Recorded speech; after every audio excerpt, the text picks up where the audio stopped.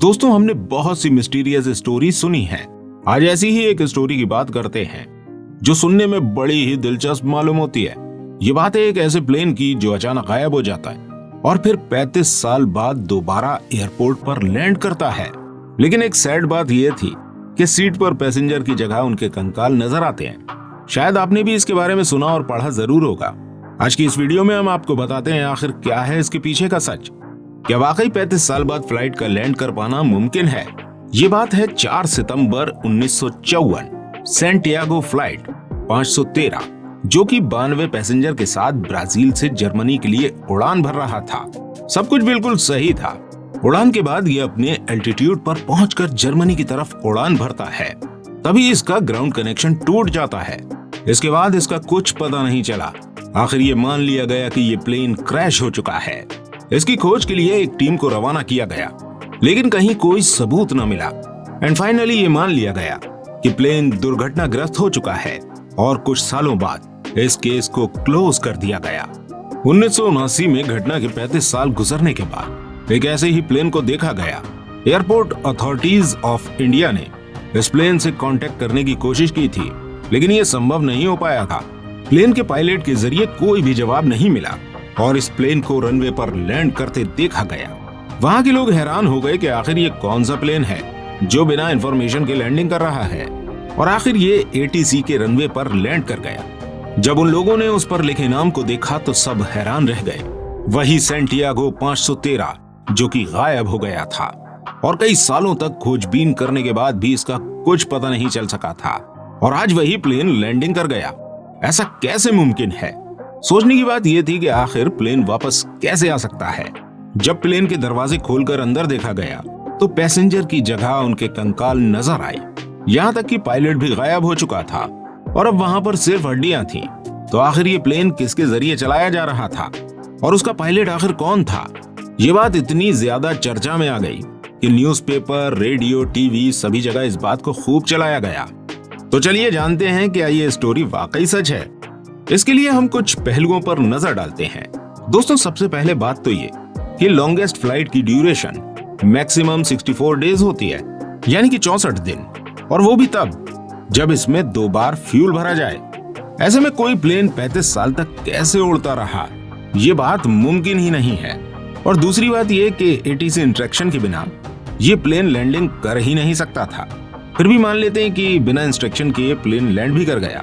और अब सवाल ये आता है, क्या 35 साल बाद ये प्लेन फर्स्ट टाइम में ही सेफली लैंड कर सकता है? नहीं, ऐसा नहीं हो सकता। इसके पीछे की वजह है कि किसी भी प्लेन को सेफ्टी लैंड कराने के लिए उसे रनवे की सीध में लाना पड़ता है। जैसा कि earth magnetic heading continuously change होती है और लगभग 5 सालों में 5 डिग्री तक का चेंज आता है। यही वजह है कि रनवे के नंबर भी एक पर्टिकुलर इंटरवल ऑफ टाइम के बाद चेंज किए जाते हैं। अब ऐसे में अगर ये प्लेन 35 साल पहले के रनवे नंबर फॉलो कर रहा होता तो वो कभी भी प्लेन को रनवे की सीध में नहीं ला सकता। ये मुमकिन ही नहीं है। पायलट प्लेन को सुरक्षित लैंड करा ही नहीं सकता। फ्लाइट के दौरान सैंटियागो फ्लाइट का ATC से कनेक्शन टूट चुका था, और जब कभी भी ऐसी कोई प्रॉब्लम आती है कि ATC और प्लेन का कनेक्शन टूट जाए या फिर कोई प्रॉब्लम हो जाए तो प्लेन के पास काफी समय होता है कि वो इन्फॉर्म कर सके। लेकिन सैंटियागो की किसी भी कहानी में ऐसा कोई प्रूफ नहीं मिलता कि उसने कहीं भी इमरजेंसी डिक्लेयर की हो। फिर भी मान लेते हैं कि चलिए प्लेन के कम्युनिकेशन सिस्टम में कोई खराबी आ गई होगी जिसकी वजह से वो इन्फॉर्म नहीं कर पाए, वो किसी से कांटेक्ट नहीं कर सके। इस कंडीशन में प्लेन में एक ट्रांसपॉन्डर होता है जिसके जरिए ATC को इमरजेंसी मैसेज दिया जा सकता है।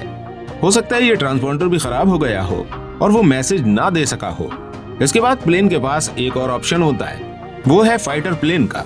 इस कंडीशन में फाइटर प्लेन का पायलट फ्लाइट के पायलट से बात करने की कोशिश करेगा कि आप मुझे फॉलो करें, और प्लेन का पायलट प्लेन के विंग्स को राइट लेफ्ट रोटेट करके ये रिप्लाई देगा कि हम आपको फॉलो करते हैं।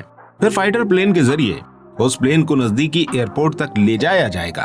अब बात यह है कि सैंटियागो के जरिए ऐसा भी कोई मैसेज नहीं दिया गया। हकीकत तो ये है कि इस नाम का कोई प्लेन था ही नहीं। ये सिर्फ एक इमेजिनरी स्टोरी थी। 14 नवंबर 1979 में ये news weekly world news paper में छापी गई, और जिसने ये रिपोर्ट छापी उस रिपोर्टर का नाम था इरविन फिशर। आखिर उसने ऐसा क्यों किया? इसके पीछे का मकसद क्या था? तो चलिए वो भी जान लेते हैं कि उसने आखिर ऐसा क्यों किया था। दोस्तों, ऐसी मिस्टीरियस स्टोरी को न्यूज़पेपर में छापने के पीछे का जो मकसद होता है वो न्यूज़पेपर की सेल को स्ट्रॉन्ग करना था। सच तो ये है कि झूठ ज्यादा दिन तक नहीं टिक सकता, सच एक न एक दिन सामने आ ही जाता है। यही वजह थी कि इस स्टोरी को भी इतना ज्यादा वायरल किया गया। दोस्तों, याद रखिए, इस टाइप की जितनी भी मिस्टीरियस स्टोरीज हैं उनके पीछे का मकसद है पैसे कमाना, क्योंकि आम जनता इन बातों पर विश्वास जल्दी कर लेती है। इसलिए कंटेंट राइटर ऐसी ही स्टोरी का इस्तेमाल भी करते हैं। न्यूज़पेपर, रेडियो वालों को एक मसालेदार न्यूज मिल जाती है और साथ ही यूट्यूबर्स को एक नया टॉपिक। आपको हमारी ये वीडियो कैसी लगी कमेंट करके जरूर बताएं।